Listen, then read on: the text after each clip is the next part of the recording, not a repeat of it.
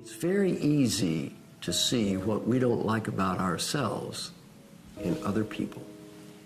It's a little harder to see what we don't like about ourselves in the mirror. And sometimes other people can see things in us that we don't want to see in ourselves. And when that happens, our first reaction is, you're wrong, you're confused. When people tell us something we don't want to hear, our first reaction is, they're wrong and they're confused. Sometimes it's hard to look in that mirror and say, you know what, maybe I'm wrong and maybe I'm confused. What did I learn?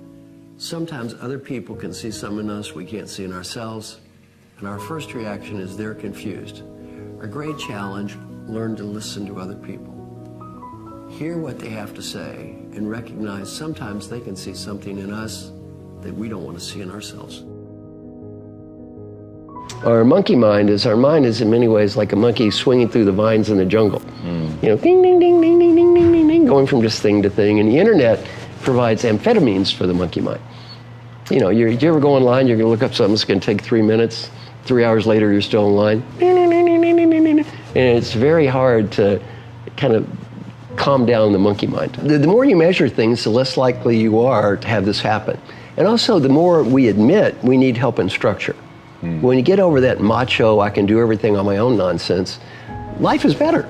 So if you know, look, I'm going to go online. Let's look at my history here. I'm going to set the alarm clock off. So in 5 minutes, this alarm clock's going to go off, and I'm not going to be online anymore. Imagine you're 95, and you're just getting ready to die. And you're on that deathbed. Here comes your last breath. Right before you take that breath, you're given a beautiful gift. The ability to go back in time and talk to the person in this room. The ability to help this person be a better leader. More important, the ability to help this person have a better life. What advice would the wise 95-year-old you who knows what mattered in life and what didn't have for the you that's sitting here right now? You don't have to say anything or do anything. Just answer that question in your mind. Whatever you're thinking now, do that. Terms say performance appraisal, that's the only one that's going to matter. Some friends of mine interviewed old folks who are dying and asked them this question: what advice would you have? On the personal side, 3 themes. Theme number 1, 3 words: be happy now.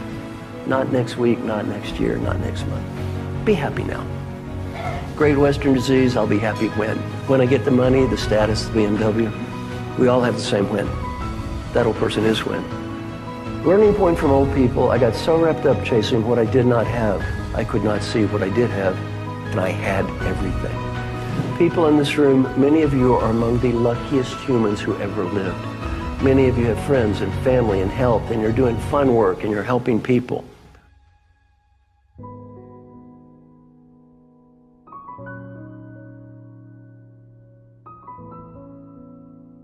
The great Western disease is, I will be happy when. When I get the money, the status, the BMW, the condominium, when I get this, I will be happy. Well, this is the great Western message, and it's supported by what I call the great Western art form. Now, what is the great Western art form? This is something you've seen in your life probably hundreds of thousands, perhaps millions of times. It's always the same story. The story sounds like this. There is a person. The person is sad. They spend money. They buy a product and they become happy.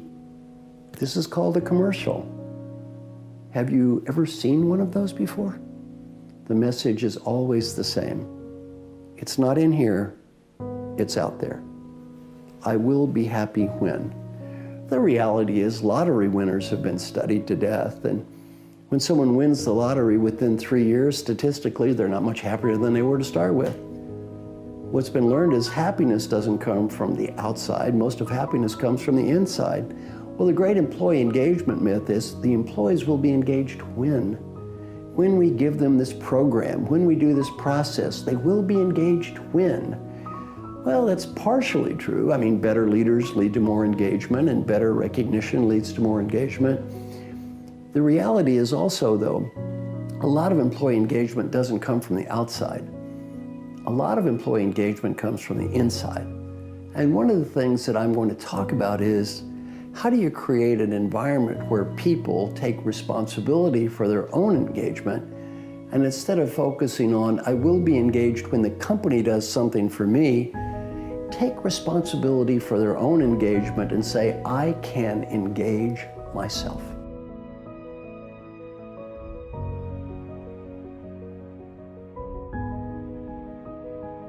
We spend an inordinate amount of time in life whining.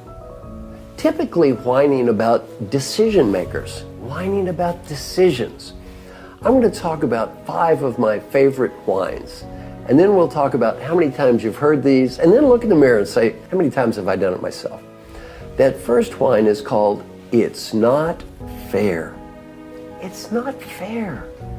The decision maker makes a decision and we conclude it's not fair. Decisions have nothing to do with fairness. Every decision is made by the person who has the power to make the decision. Not a fair person, right person, or logical person. It's made by that person. The decision maker is the customer, and our job is to influence the decision maker, not to just judge other people. As Peter Drucker said, our job in life is to make a positive difference, not prove we're right. Well, it's not fair. The kid comes home from school. Daddy, Mommy, I got a C on my report card. I should have gotten an A. It's not fair. A great learning experience for the child. Decisions aren't made based on fairness. You did not sell the teacher. The teacher was the decision maker. The teacher thought you should have gotten a C. You thought you should have made an A. Well, you didn't grade your own paper. The teacher graded the paper. You got a C. There's always a teacher. There's always a boss.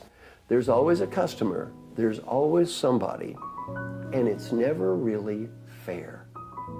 Another common whine is, it's not smart. Yeah, they're doing that, and they think it's fair, but it's not smart. I have a much better idea, and the world would be better if they did it my way. Well, sometimes the world doesn't ask us how we want to do things, and we've got to do things that others do, and maybe their definition of smart is a little bit different than our definition of smart. And a favorite among engineers that's related to these two is, it's not logical. People with technical backgrounds, scientists, engineers, constantly look for logic where none exists, and then we're shocked because we can't find it. Now, I have a degree in mathematical economics. I went to an engineering school, so I include myself in this category.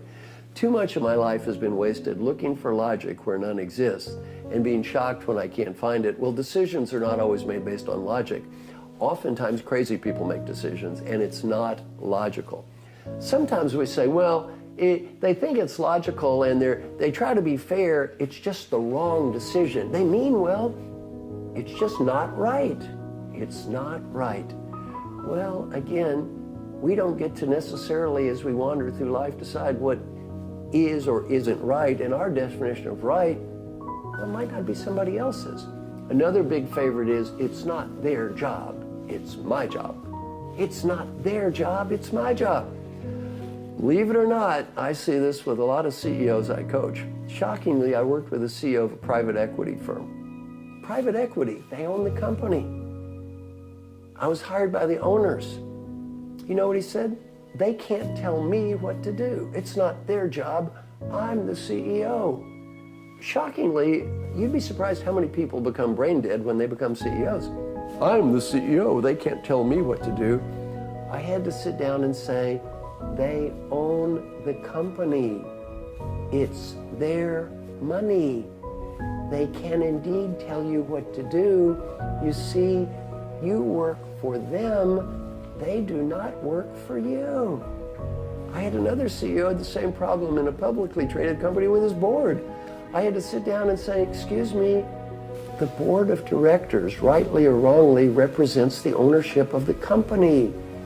The board does not report to you. You actually report to the board. Now, fortunately, in most cases, as a coach, I've been successful. I've had a failure. I had a failure where a person never really quite got it. Now, as we look at decision-making, realize one thing.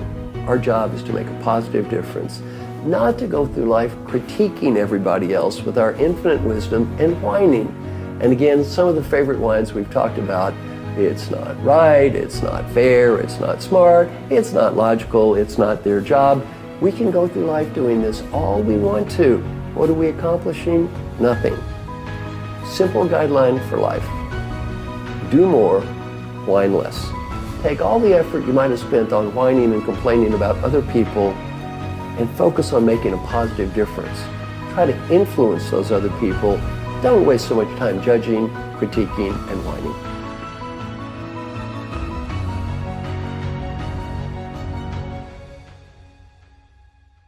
One of the greatest thinkers in the history of leadership development is a hero of mine, a man named Dr. Warren Bennis. Now, Warren Bennis is a wonderful guy, a guy who's helped me have a better life, and is someone I've always looked up to. Warren told a story once I'll always remember.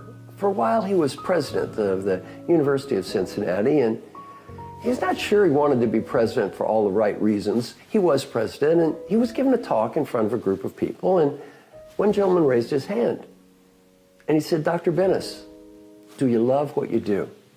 Do you love being president?" And Warren said he stopped, and there was almost a minute of silence. Eventually, he looked at this person and said, "I don't know." Well, that moment kind of changed his career. He realized maybe he wasn't being the president for the right reasons, things like status, ego, feeling important.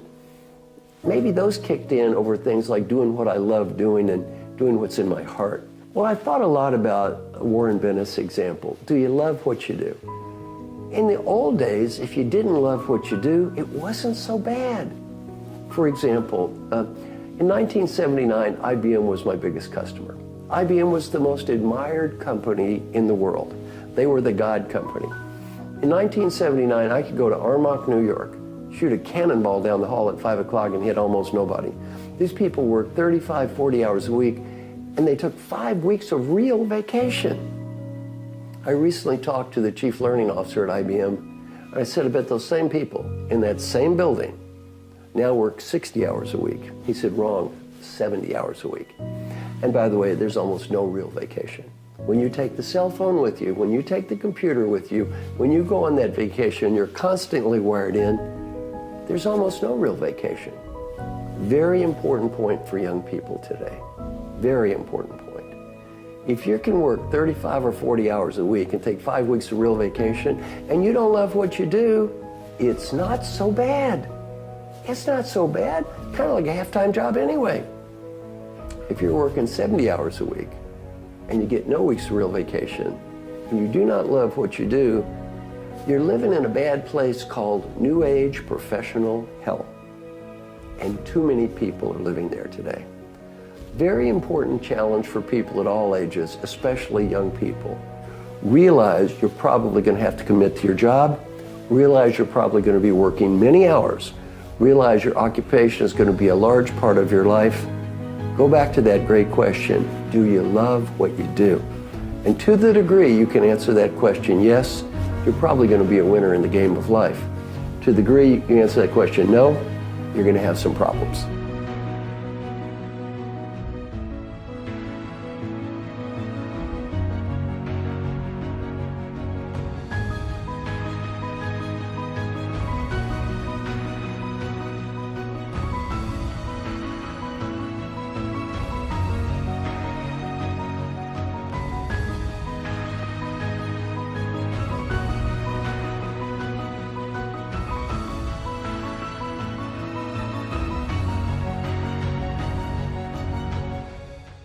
I have done programs myself called Creating a Great Rest of Your Life. In this very room with many CEOs, my friend Alan Mulally, CEO of Ford, has been in this room. Mike Duke, CEO of Walmart, has been in this room. Many top leaders have been in this room, and we've talked about what are you going to do now? These are typically people my age, older people, in 60s, maybe early 70s, and talking about what are you going to do with the rest of your life? And really what I've learned is the concept of playing crappy golf with old men at the country club while eating chicken salad sandwiches and discussing gallbladder surgery may not be quite as wonderful as it sounds, especially if you've had a meaningful life. And we talk about what matters in life, really what matters. And what we've come up with, a couple of things. One is you have to be happy at what you're doing. You want to love the process of what you're doing. You don't want to be a victim or a martyr. And you also need to find meaning. You can't just go on cruises and play bad golf. You have to do something that matters in life. And so I think it is very important at every stage of life we go back and look at what's important, what matters, and what do I want to be. We spend so little time thinking about this. One of my good coaching clients was going to retire in 6 months. He was a CEO of a huge company. And I said, if you knew the company were going to change in 6 months, totally different customers, everything, would you plan for it? He said, of course I would. I'm the responsible person. I'm the CEO. I said, your life is going to change in 6 months. Totally change. Everything's going to be different. How much time have you spent planning for that? You know what he said? None. Big mistake. Right. Big mistake. So I think it's very important as we go through various stages of life to reflect and think back what matters in life, what's important. And I don't feel any of us are too young or old to kind of begin this process. Creating a new identity. How can we become someone different? How can we create a new identity? Now, the final element of our identity, if you look at our model, is called our created identity. That's that new person that we can create. That's the future that we create for ourselves. And in looking at this element of identity, I'm going to give you an example from a famous rock star.